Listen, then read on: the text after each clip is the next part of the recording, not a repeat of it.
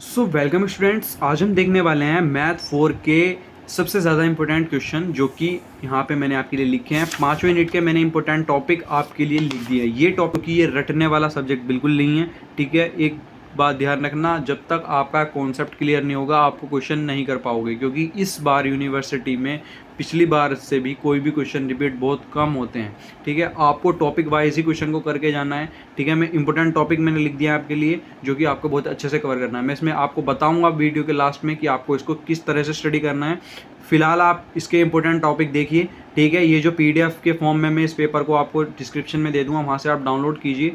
और जैसे यूनिट 1 है तो एक एक टॉपिक को आपको बहुत अच्छे से कवर करना है, ठीक है। अब पहला है homogeneous linear partial difference equation, इसको हम शॉर्ट में PDE लिखा हुआ है यहाँ पे, ठीक है। अब यहाँ पे इन दोनों टॉपिक में से, ठीक है, होमोजीनियस और नॉन होमोजीनियस एक क्वेश्चन आप 10 मार्क्स का बिल्कुल देख लीजिए। अब आपको करना क्या है, जैसे यहाँ पे होमोजीनियस वाला है तो इसके कम से कम 4 क्वेश्चन आपको लगाने हैं, ठीक है, और 4 क्वेश्चन इसके लगाने हैं, ठीक है।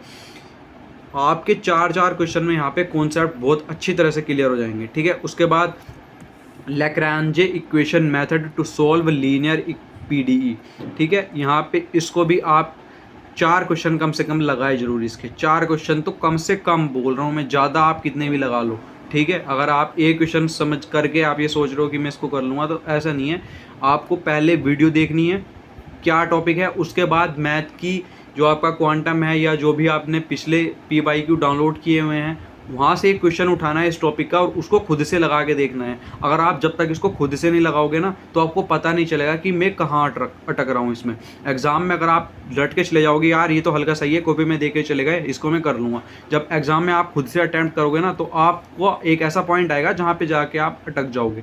वहाँ पे क्या होगा, अगर आप खुद से पहले घर पे नहीं लगा के जाओगे ना तो जहाँ पे आप अटक जाओगे वहाँ पे अटक ही जाओगे, फिर एग्जाम में आपको पता नहीं चलेगा फिर क्या हो रहा है, ठीक है। तो सबसे बढ़िया बात यही है कि एग्जाम में अगर आप ये क्वेश्चन कर रहे हो तो वहाँ पे आपको पता होना चाहिए कि इसका स्टेप, इसके बाद कौन सा स्टेप, इसके बाद कौन सा स्टेप। तो वो जब ही होगा जब आप एक क्वेश्चन को उतार के अच्छे से अपनी नोटबुक पे घर पे ही उसको करना स्टार्ट करोगे, ठीक है। आपको पता चल जाएगा मैं इस क्वेश्चन पे कहाँ अटकता था और कैसे अब जब मैं इसको आगे करूँगा, ठीक है। क्योंकि अटकने वाली चीज़ होती ज़रूर है।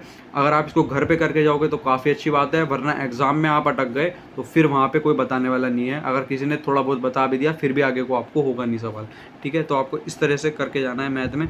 एक क्वेश्चन के 4 क्वेश्चन, एक टॉपिक के 4 क्वेश्चन आपको लगा लेना है। कितनी देर लगेगी, कम से कम 1.5 घंटा लगेगा एक टॉपिक में, ठीक है। कोई दिक्कत नहीं आ रही, कम से कम 3 से 4 घंटे में एक यूनिट आपकी बहुत अच्छे से हो जाएगी, ठीक है।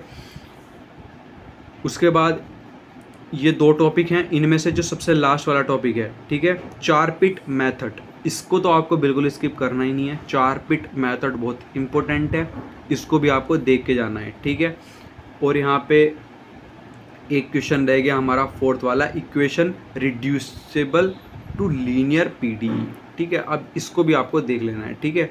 कम से कम 4 क्वेश्चन ज़रूर लगाएं, 3 लगाएं, लेकिन लगाएं ज़रूर बहुत अच्छे से और इनके फॉर्मूले को अपने ध्यान में रखें। अगर आप के सामने एक ऐसा क्वेश्चन आ जाता है जो कि आपको नहीं पता कैसे होगा, इसके स्टेप कैसे होंगे, बिल्कुल अलग ही क्वेश्चन आ गया, तो उसका भी इलाज ये है, उस क्वेश्चन को अटेम्प्ट करो।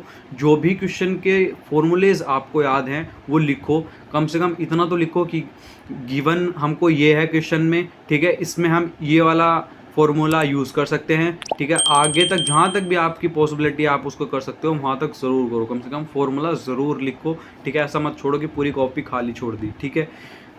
आपको एग्जामिनर को लगना चाहिए कि आपने टॉपिक को कवर करने की कोशिश की है, ठीक है। अब यहाँ पे आता है यूनिट 2। यूनिट 2 में क्या है, एक क्वेश्चन आता है आपका method of separation of variable, ठीक है। ये सेकंड वाला टॉपिक आपको अच्छे से कवर करना है, ठीक है। और लैप्लास इक्वेशन काफ़ी बार पूछी जाती है, ठीक है। इसको मना कर देते हैं कुछ लोग कि नहीं आती, लेकिन मैं मानता हूँ कि 2 डायमेंशनल लैप्लास इक्वेशन भी काफ़ी इंपॉर्टेंट है, ठीक है, आ सकती है, ठीक है। एग्जामिनर के मोड का कुछ नहीं पता, ठीक है। उसके बाद आती है 1 डायमेंशनल हीट इक्वेशन और 1 डायमेंशनल वेव इक्वेशन, ये तो आपको करके जाना है 100%, इसको नहीं छोड़ना, ठीक है। उसके बाद आती है Fourier sine and cosine transformation, ठीक है। इस क्वेश्चन को भी आपको देख लेना है। Application of Fourier transformation equation, ठीक है, मैंने आपको बहुत अच्छे से बताया है। अगर आप 4-4 क्वेश्चन लगा लोगे तो एक टॉपिक, उस टॉपिक से कैसा भी क्वेश्चन आ जाए आप उसको अच्छे से कर पाओगे, ठीक है। उसके बाद आता है, और आप इसका भी ज़्यादातर, अगर आपके पास टाइम कम है तो बेसिक पढ़ने बिल्कुल मत बैठ जाना।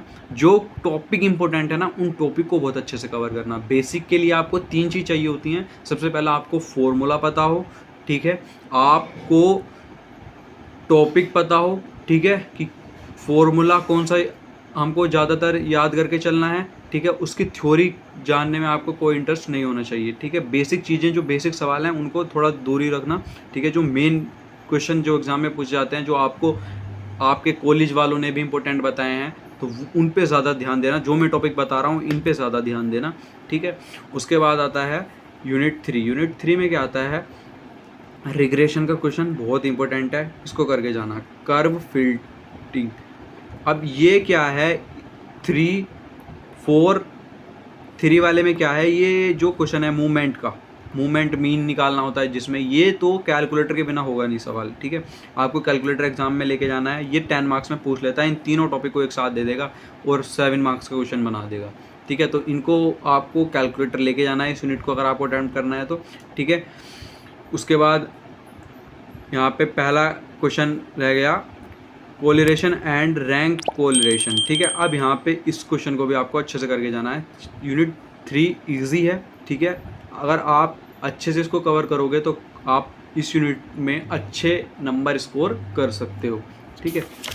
अभी यहाँ पे हम बढ़ते हैं नेक्स्ट यूनिट में। ये नेक्स्ट यूनिट में सबसे पहला ही क्वेश्चन आता है आपका बाइनोमियल डिस्ट्रीब्यूशन, ठीक है। और यहाँ पे इन दोनों टॉपिक में से आपको एक 10 मार्क्स का क्वेश्चन ज़रूर मिलेगा।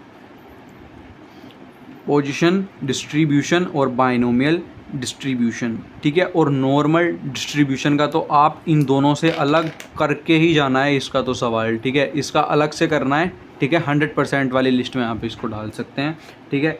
नॉर्मल डिस्ट्रीब्यूशन आपसे पूछा ही जाता है, ठीक है। उसके बाद अब आप देखें रैंडम वेरिएबल, ठीक है, इसको भी बहुत अच्छे से कवर अप करके जाना है। उसके बाद यूनिट 5 की तरफ बढ़ते हैं। यूनिट 5 बिल्कुल स्किप मत करना। मैथ 4 में बहुत अच्छी बात मैं बता रहा हूँ, एक क्वेश्चन इसमें से तीनों ऊपर वाले क्वेश्चन, एक एक क्वेश्चन भी अगर आप बहुत अच्छे से कर लोगे ना, मैंने 4-4 बताए हैं, अगर आप 4 नहीं हो पा रहे, कम टाइम है, तो कम से कम 2 क्वेश्चन भी अगर आप कर रहे हो ना, टी टेस्ट के और जेड टेस्ट के और चाई स्क्वायर के, आप ये मान के चलो पास हो जाओगे, ठीक है। तो यहाँ पे इन तीनों टॉपिक को बहुत अच्छे से कवर करना है। 5 यूनिट में जितने टॉपिक लिखे हैं एक भी टॉपिक नहीं छोड़ना, इनके कम से कम 2-2 से 3-3, 4-4 टॉप कवर कर ही लेने हैं, ठीक है। अगर आपके पास टाइम कल ही पेपर है या पेपर में 2 दिन है तो भी आपको कम से कम 2-2 क्वेश्चन लगाने ज़रूर हैं इनके, ठीक है। ऐसा ही नहीं कि कहीं से किसी ने PDF भेज दी, वहाँ से आपने इसका फॉर्मूला पढ़ लिया और खुद से नहीं लगा के देख रहे, सामने कॉपी खोली हुई है और आप उसको सामने से ही देख देख के लिख रहे हो, ऐसे नहीं होगा कुछ भी। कॉपी का बस क्वेश्चन उतार लो वहाँ से, जो भी टी टेस्ट का क्वेश्चन है, जेड टेस्ट का क्वेश्चन है, आपका टॉपिक क्लियर होना चाहिए, फॉर्मूला आपको इसका पता होना चाहिए। बहुत ईजी है टी टेस्ट, अगर आप इसके फॉर्मूले याद कर लो तो वहाँ पे आपको क्वेश्चन उतार के अपनी कॉपी पे बहुत अच्छे से इस सवाल को करके देखना है कि मैं कहाँ अटक रहा हूँ, मुझको किस तरीके से सवाल अटेम्प्ट करना है, इस कौन सा स्टेप इसके पहले आएगा, कौन सा बाद में आएगा, ठीक है। खुद से लगा के देखने हैं क्वेश्चन, चाहे आप 2 ही क्वेश्चन लगा पाओ लेकिन खुद से ही लगाने हैं, ठीक है। तो इस वीडियो में सिर्फ इतना ही। मैथ एक प्रैक्टिकल सब्जेक्ट है, आप जितनी प्रैक्टिस करोगे उतना अच्छा है आपके लिए, ठीक है। खुद से लगा के देखने हैं हर टॉपिक के 2 से 4 क्वेश्चन, ठीक है।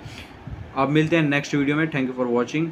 वीडियो पसंद है वीडियो को लाइक करना, चैनल को सब्सक्राइब कर लेना। अगर आप और भी किसी सब्जेक्ट के इंपॉर्टेंट टॉपिक जानना चाहते हैं तो कमेंट करके बता देना, मैं उस पर भी वीडियो बनाने की कोशिश करूँगा, वीडियो बनाऊँगा, ठीक है। मिलते हैं नेक्स्ट वीडियो में। Thank you for watching.